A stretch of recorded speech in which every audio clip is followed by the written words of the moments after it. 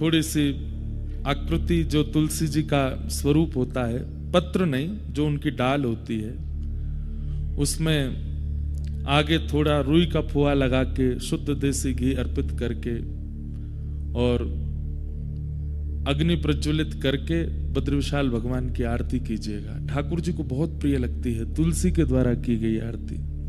और कार्तिक मास में विशेष रूप से हमारे वृंदावन में दीपदान होता है, मंगला में ठाकुर जी के दर्शन, यमुना जी का स्नान और तुलसी से आरती। ये ठाकुर जी की विशेष प्रिय आरती है।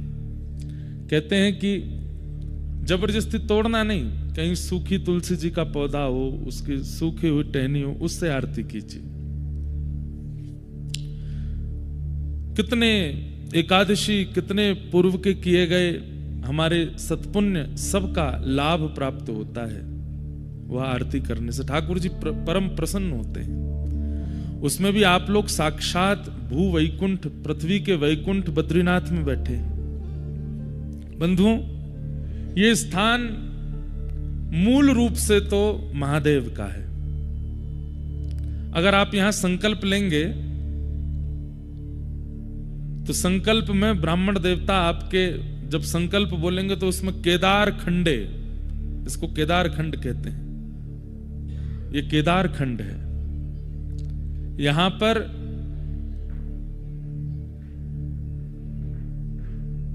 किराए पर हैं हमारे बद्री विशाल भगवान। नारायण भगवान तो यहां किराए पर रह रहे हैं। ये मूल रूप से क्षेत्र तो महादेव का है। और जिन केदारनाथ भगवान का आप लोग दर्शन करते हैं, वे केदारनाथ प्रभु पहले यहीं विराजमान होना चाह रहे थे, क्योंकि पूरे हिमालय में सबसे व्यवस्थित स्थान बद्रीनाथ है। इतनी व्यवस्था और इतना व्यवस्थित वातावरण, ठीक है शीतल तो है, ठंडा तो है, लेकिन आप और कहीं जाकर के चार धाम में इतना लंबा समय नहीं रह सकते। गंगोत्री में रह पाएंगे, पर गंगोत्री बहुत नीचे है, गौमुखी तो बहुत ऊपर, वहां तो रह भी नहीं सकते।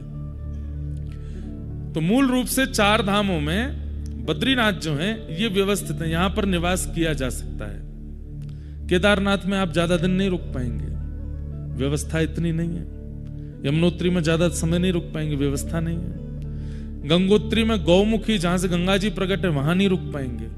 गंगोत्री में तो रह सकते हैं। तो एकमात्र यही क्षेत्र है जहां निवास किया जा सकता है। क्यों?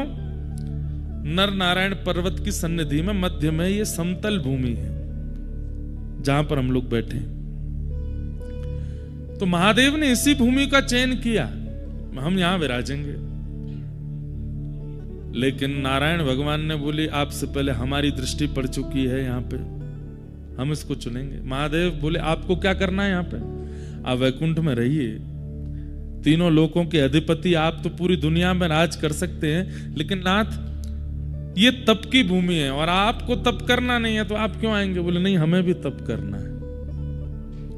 महादेव बोले हम आपको तप करते देख नहीं सकते, हमारे स्वामी तप करें ये हम कैसे देख सकते हैं? और आपको तप की आवश्यकता क्यों? तो कल मैंने बताया कि प्रत्येक मानव के लिए तपस्या कर रहे हैं ठाकुर जी। तो पहले महादेव ही विराजमान थे यहां पर, लेकिन नारायण भगवान विचार किए कि राजी राजी नहीं मिलेगी जगह तो छलबल से ले लेंगे हम, और एक छोटे से बालक का रूप धारण करके तप्त कुंड के पास में, जैसे एक बालक किलकारी मार के रोता है, ऐसे ठाकुर जी रोने लगे। पार्वती मैया तप्त सरोवर में स्नान करने जब आई, महादेव से कहा अरे ऐसा लगता है कि कोई देवांगना भ्रमण करने आई थी। बंधुओं एक बात बोले, हम ये मानवों का स्थान है ही नहीं, ये देवताओं की भूमि है। यहां देवता विचरण करते हैं, यहां यक्ष यक्षिणियां विचरण करती हैं, यहां सप्तऋषि विचरण करते हैं, और कईयों को उनका अनुभव होता है।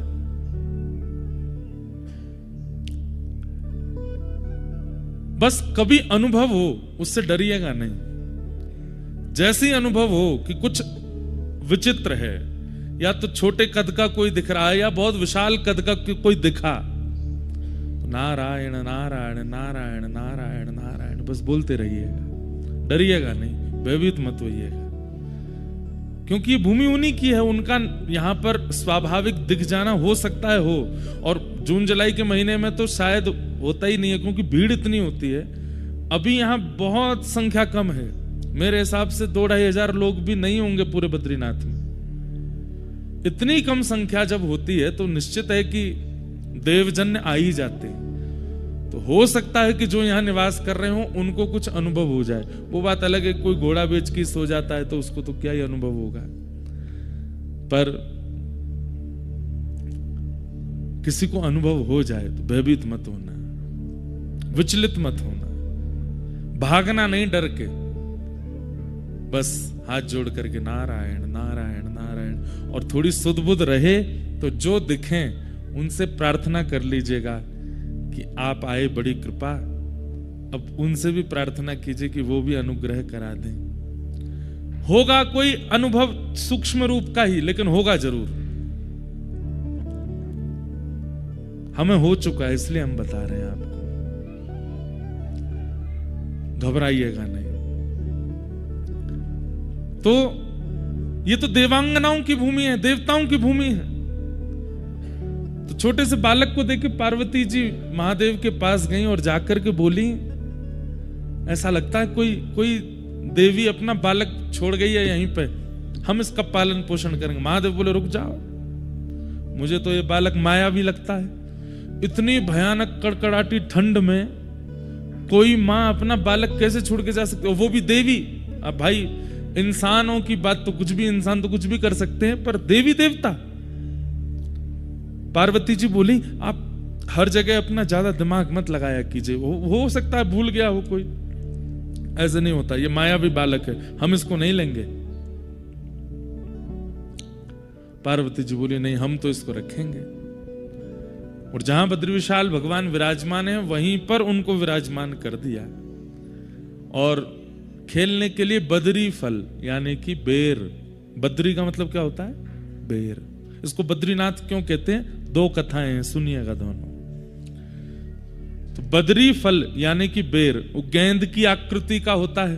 अब महादेव तो तपस्या में रहते हैं, उन पर कहां से खिलौना आए, तो बद्री फल ही दे दिया बालक को खेलने के लिए। छोटा सा बालक अपने कभी मुख में लेवे, कभी हाथ लेके उसको घूम घुमा के देखे।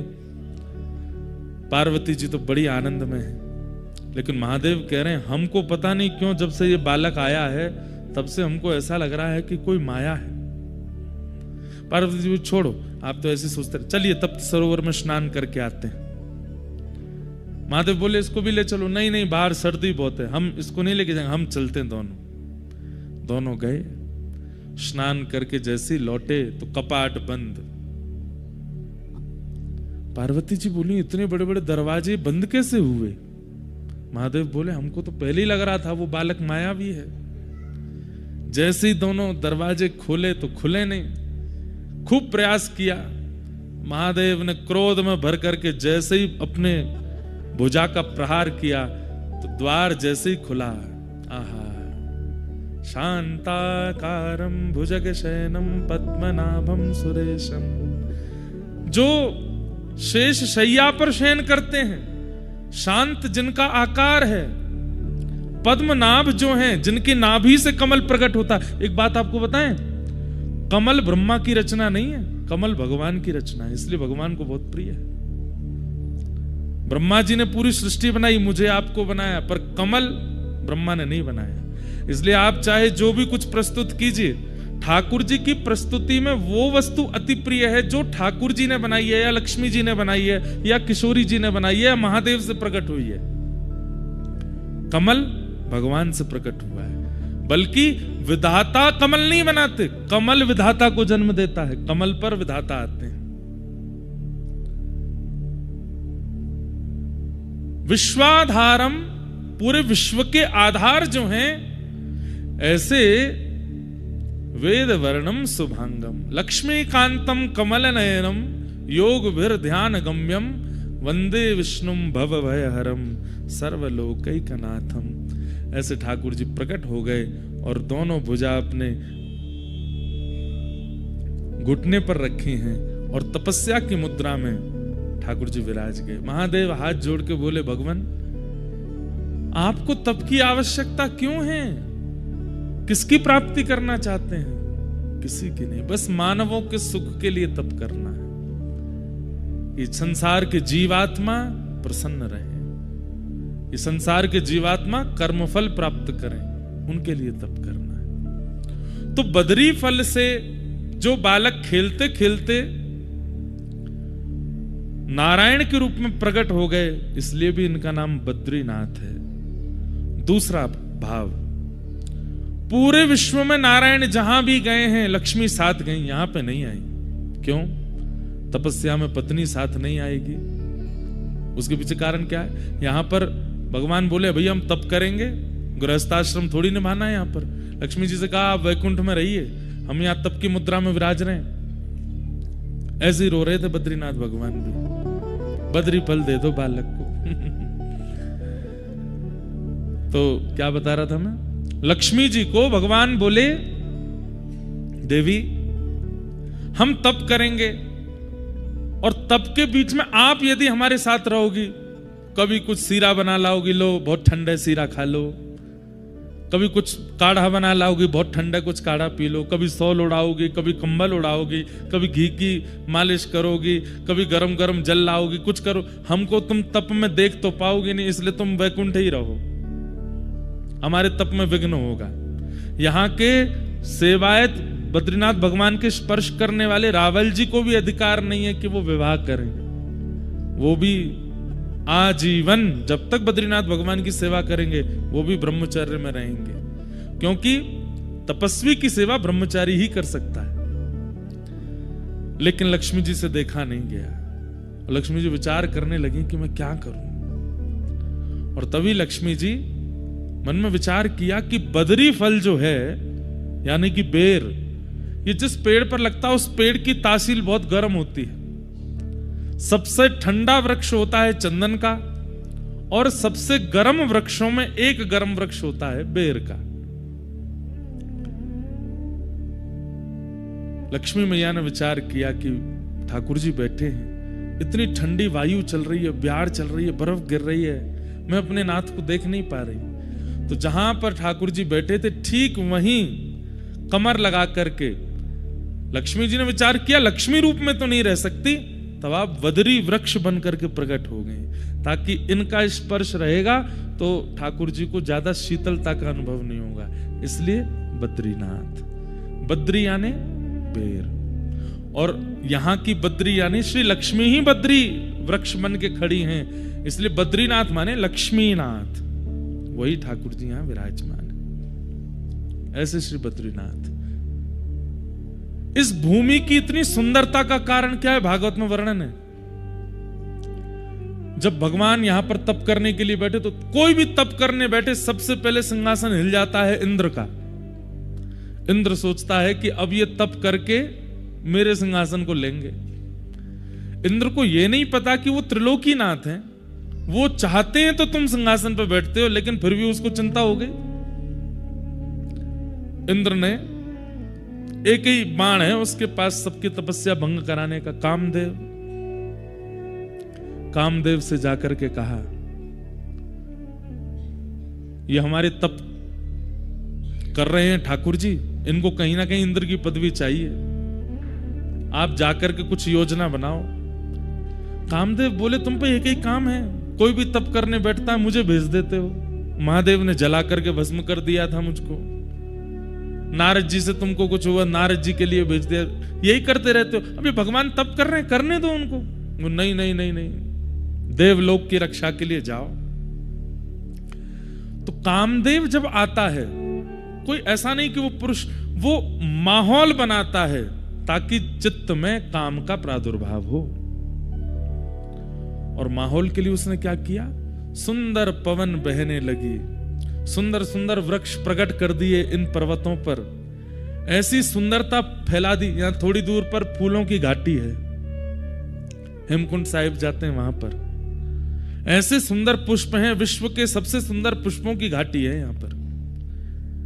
कामदेव ने सुंदर पुष्प, सुंदर वृक्ष, सुंदर सब कुछ व्यवस्थित कर दिया कि देख करके सबके चित्त में काम प्रकट होने लगे, लेकिन ठाकुर जी की तपस्या को भंग नहीं कर पाया। ठाकुर जी तो मंद मंद मुस्कान लगे, कोई बात नहीं, अच्छा है, हमारे आश्रम को, ये भगवान का आश्रम है, बद्रिक आश्रम, एक प्रकार से आप ठाकुर जी के आश्रम आए हो। बोले अच्छा है, हम तो तपस्या में बैठे हैं, सेवकगण है नहीं, बढ़िया कामदेव पूरे आश्रम को सजा रहा है, अच्छा है, सजा लो। एक बाण चलाया वायु का, दूसरा बाण चलाया सुंदर वातावरण का, लेकिन तब भी ठाकुर जी का मन बिल्कुल विचलित नहीं हुआ। तब उसने तीसरा बाण चलाया, सुंदर सुंदर अप्सराओं को भेज दिया। कोई नृत्य कर रही है, कोई गा रही है, कोई श्रृंगार कर रही है, कोई ठाकुर जी के लिए प्रसादी बना रही है, सब ठाकुर जी को चारों ओर से घेर लें। ठाकुर जी मंद मंद मुस्कुरा रहे हैं, देख करके बढ़िया है, आनंद करने तो। अनेक प्रयास करने पर भी जब ठाकुर जी की तपस्या भंग नहीं हुई, कामदेव ने सबरे बाण चला दिए। अंत तो गत्वा कामदेव आया और चरणों में आकर के क्षमा प्रार्थी हो गया। बोले नाथ, असंख्य वर्षों तक मैं आपको विचलित करने का प्रयास करता रहा, लेकिन आप ना तो विचलित हुए और सबसे बड़ी बात ना क्रोधित हुए, आपको गुस्सा भी नहीं आया, आप मुस्कुरा रहे हैं। मुझसे गलती हो गई, अपराध हो गई, क्षमा कर दो। भगवान बोले नहीं, हमको तो बहुत प्रसन्नता है, हम तो यहां तपस्या कर रहे थे, उठना हमारा है नहीं, तुमने बढ़िया हमारे आश्रम को सजा दिया, बहुत अच्छा किया। अब जाओ नहीं, सब यहीं रह जाओ, इस नगर की और इस आश्रम की सुंदरता बढ़ाते रहो। तो ये जो सुंदरता है यहां पर, ये जो सौंदर्य है, ये किया गया था ठाकुर जी की तपस्या भंग करने के लिए, लेकिन ठाकुर जी ने इस सौंदर्य को सदा के लिए यहीं पर अवस्थित कर दिया। और भगवान ने कहा देखो, हर तपस्या करने वाला अपनी तपस्या तोड़ दे ऐसा नहीं है। और ये तुम बात बात पर अप्सराओं को लाके खड़ा मत किया करो। तुम सोचते हो कि हमें अप्सराएं अपने ऊपर व्याकुल कर लेंगी। बोले गलती हो गई भगवान बोले रुको। और ठाकुर जी ने ऐसी अपनी जंघा का, अपनी उरु का जैसे ही घर्षण किया, तो यहां के घर्षण से थोड़ा सा मैल गिरा, और उस मैल से, यहां के घर्षण से उर्वशी प्रकट हो गई। कहते हैं प्रकट तो अनेक अप्सराएं हुई भगवान के ऐसी जंघा का घर्षण करते ही। ऐसी अप्सराएं प्रकट हुई, ऐसी अप्सराएं प्रकट हुई कि इंद्र अपनी अप्सराओं से सबके मन को विचलित करता है, लेकिन ठाकुर जी के जंघा से जैसे ही अप्सराएं प्रकट हुई, स्वयं कामदेव विचलित हो गया। बोले मैंने सुंदरताएं बहुत देखी, ऐसी नहीं देखी। भगवान बोले अब तुम जो जिनको लेके आए थे उनको तो यहीं व्यवस्थित कर दो, इनमें से किसी एक को ले जाओ। और उनमें से एक को लेकर के इंद्र गए हैं, वही उर्वशी हैं, जिनकी आराधना करने से सुंदर पत्नी की प्राप्ति होती है, ऐसा कहते हैं। सुंदर पत्नी की प्राप्ति होगी, सुंदर रूप की प्राप्ति होती है, सौंदर्य की प्राप्ति होती है उर्वशी। उर्वशी का भी जन्म स्थान है यही बद्रीनाथ। लेकिन तब देवताओं ने आकर के हाथ जोड़ करके ठाकुर जी की आराधना की। और कल हम आरती गा रहे थे ना, वो आरती नहीं, स्तुति है बद्रीनाथ भगवान की। और उस स्तुति में ये भाव करने वाले जैसे नारायण है, वैसा किसी ने नहीं किया। एक संत की वाणी मैंने सुनी, भगवान तप क्यों कर रहे हैं, इसका दूसरा कारण क्या है। कई संतों ने, कई विद्वानों ने, कई ऋषियों ने भगवत प्राप्ति के लिए तप किया, आज भी कर रहे हैं। दो चारों से तो मैं भी मिला हूं जो आज भी तप कर रहे हैं। यहां पर जो चरण पहाड़ी है, आगे माणा से ऊपर सतोपंथ के मार्ग हैं, वहां आगे कई गुफाएं हैं और वहां कई संत आज भी रहते हैं और रह करके ठाकुर जी के लिए तप कर रहे हैं। तो भगवान कहते हैं कि भाई ये यथामाम प्रपद्यन्ते तांस तथैव भजाम्यहम्, जो मुझे जैसे भजता है मैं उसे वैसे ही मिलता हूं। तो कहीं ना कहीं जब व्यक्ति तप करता है तो ठाकुर जी को अपने ऊपर ऋण जैसा लगने लगता है। भार जैसा लगने लगता है। ठाकुर जी बोले इतनी कठिनाई सह करके, इतना अव्यवस्थित होकर के ये मेरी आराधना कर रहा है, कहीं इसके मन में ये विचार ना आ जाए कि नाथ हम इतना तप करते हैं, आप तो वैकुंठ में आनंद फरमाते हो, आनंद करते हो। तो ठाकुर जी भी यहां तप में बैठे और ठाकुर जी बोले तुम सबके तप की तो अवधि है, किसी के 50 वर्ष, 100 वर्ष, 500 वर्ष, 1000 वर्ष, पर मैं ऐसे तप में बैठूंगा जब तक पृथ्वी लोक है, तब तक मेरा तप चलता ही रहेगा। अनावृत तप कर रहे हैं ठाकुर जी। तो कभी अगर ठाकुर जी के सामने कोई गुस्सा करता है, हे नाथ पत्नी छोड़ दी, बच्चे छोड़ दिए, सब छोड़ छाड़ करके हम भजन करते हैं और आप हम पर कृपा नहीं कर रहे, ठाकुर जी बोले हम भी कर रहे हैं, बद्रीनाथ में जाके देख ले, शिकायत मत करें हमने भी पत्नी बच्चे छोड़ दिए, अपने एकांत में रह करके हम भी भजन कर रहे हैं। तो कहीं कोई शिकायत ना करे और कहीं कोई ठाकुर जी पर ऋण ना डाल दे, इसलिए भी ठाकुर जी यहां तप में बैठे और हमें दिखाने के लिए बैठे हैं। बोले तुम क्या तप करोगे, हमारा तप देखो कैसा तप है, अद्भुत। ऐसे हमारे श्री बद्री विशाल भगवान, उन्हें हम बारंबार प्रणाम करते हैं, उन्हें बारंबार वंदन करते हैं।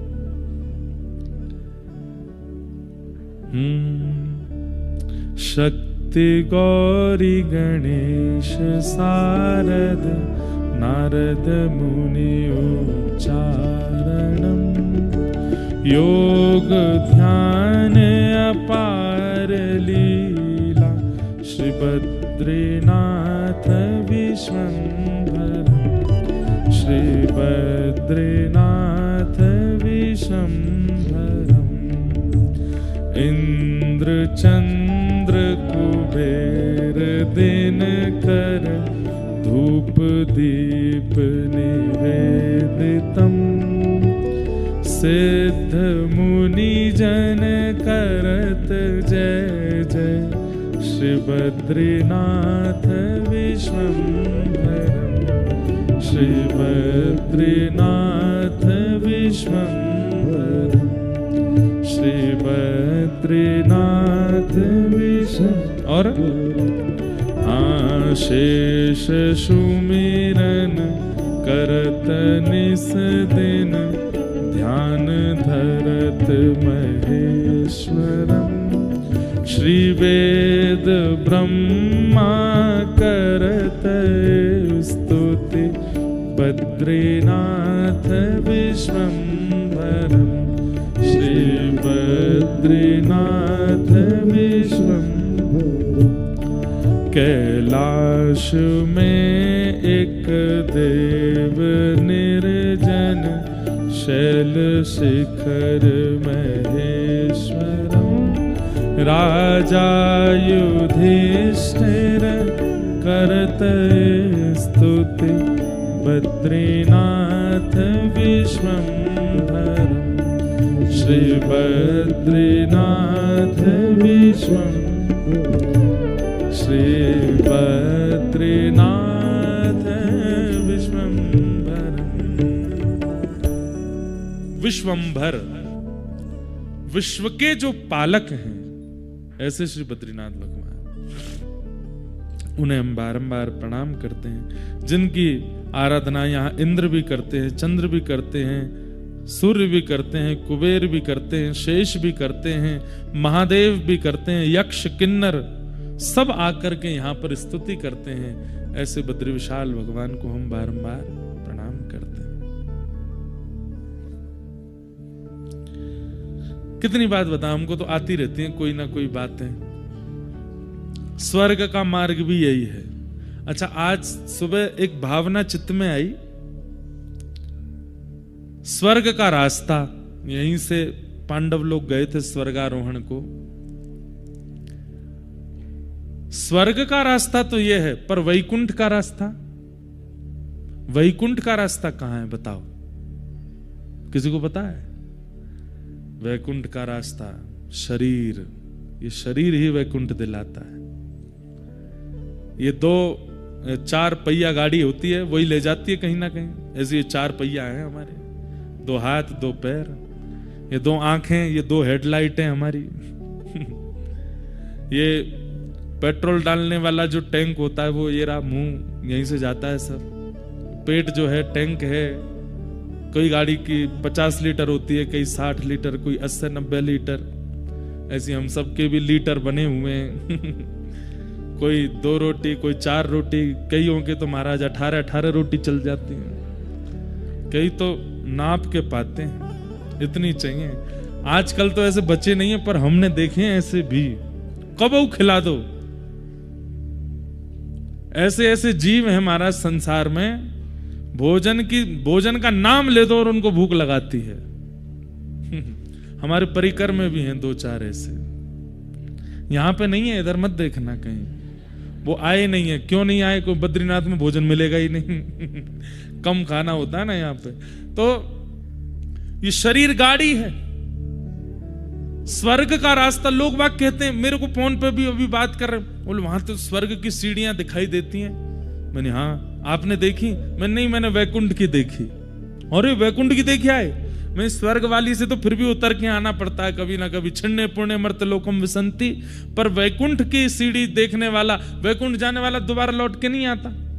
वैकुंठ की सीढ़ी क्या है? तब मन में आया, वैकुंठ का रास्ता तो शरीर है।